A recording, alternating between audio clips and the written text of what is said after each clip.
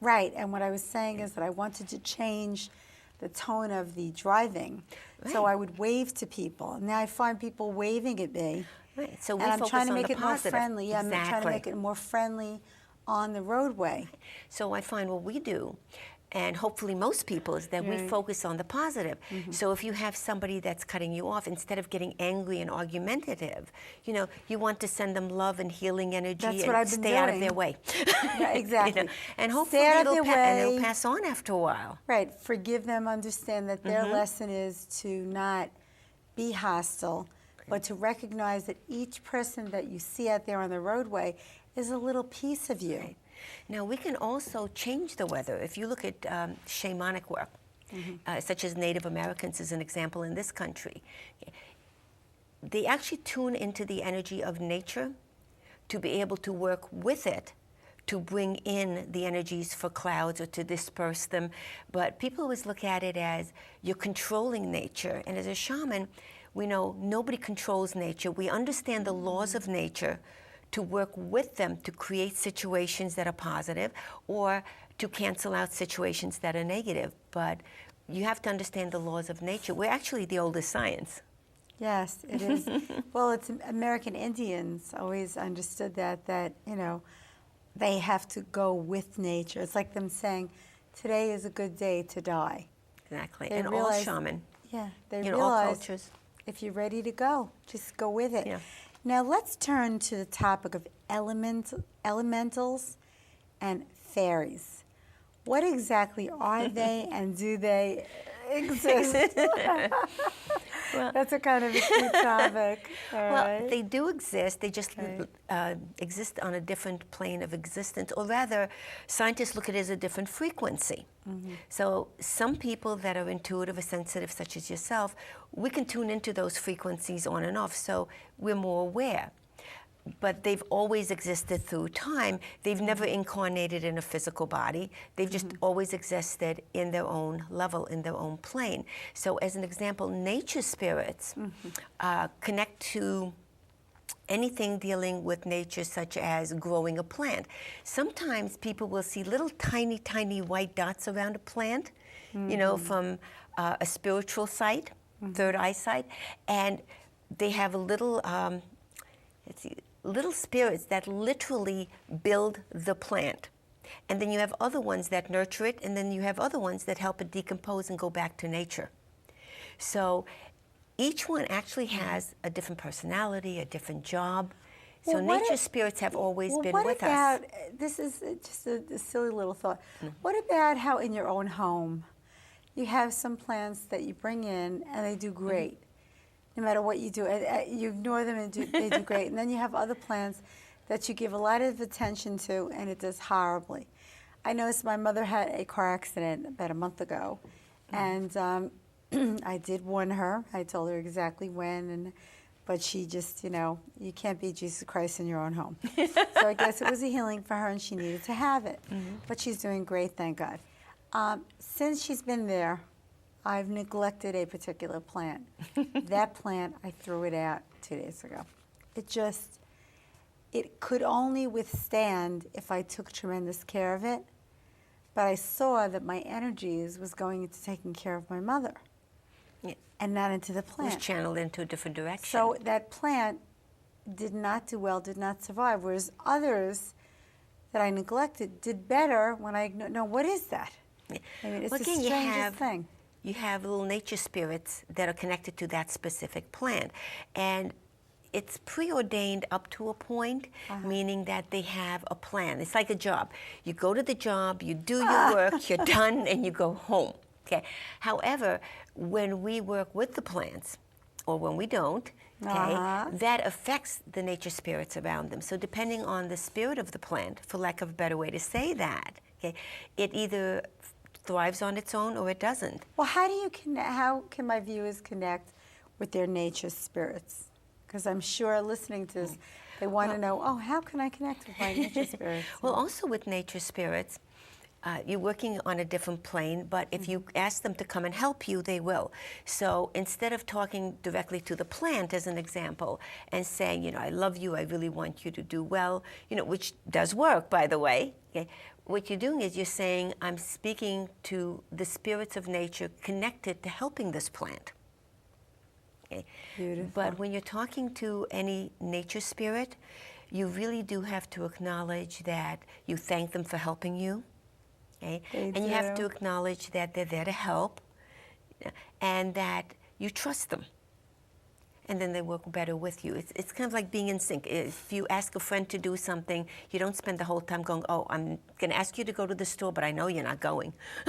You know, and you thank them because you're acknowledging that they're going to go to the store even before it happens. Well, you know, I was at a supermarket early in the summer, and I saw this yellow daisy plant, and they were on sale, and this man said to me, why are you buying that?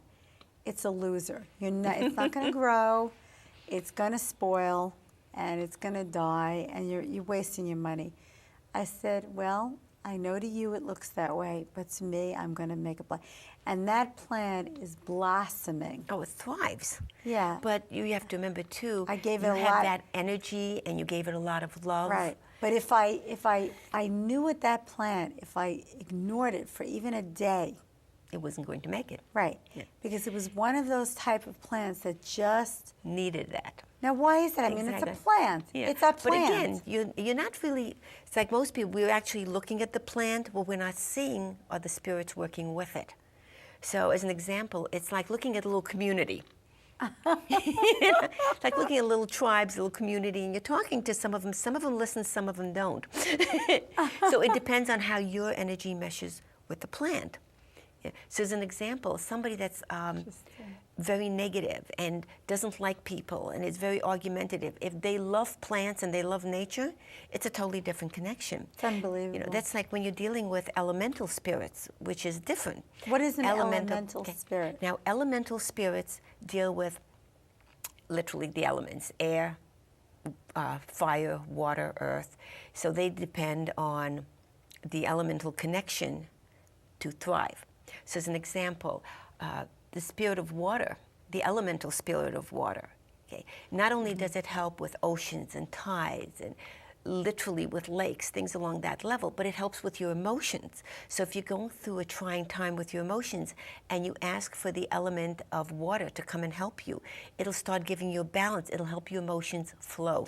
Well, I know many times I will give my students as a task or an assignment in between their lessons to take a meditative bath with a particular candle or, you know, scents, or to wear certain crystals that I've chosen for them in certain colors, and they feel differently. Oh, it makes a total vibratory change. You know?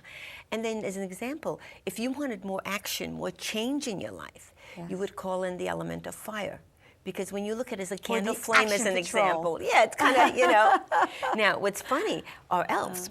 Yes. You know, people don't Oh, think elves. about it. Let's Yeah. talk about elves. No, it's really funny. I have Should I get my short little story. elf hat? Well, Oh, it's okay. really funny because Yeah. people always think of elves as these little tiny beings because they read stories and, you know, which is fine. Now, psychically, what I found is they're about 3 feet high. And Have you ever seen an elf? yes. When you know, you're and going, they're a about- lot of people see elves. Yeah, and they're, you know, and they're, like I said, about 3 feet high. And Here's an elf. There was a You've really actually funny story. seen one? Well, psychic vision. Okay. Now, what I 3 feet find was high. funny, they're about 3 feet high. Now, what I found was really funny, though, was I had a friend over, and years ago he was helping me paint my living room. We were doing it for 2 days. On the second day, it was about 5 or 6 in the morning. We weren't too focused at this point.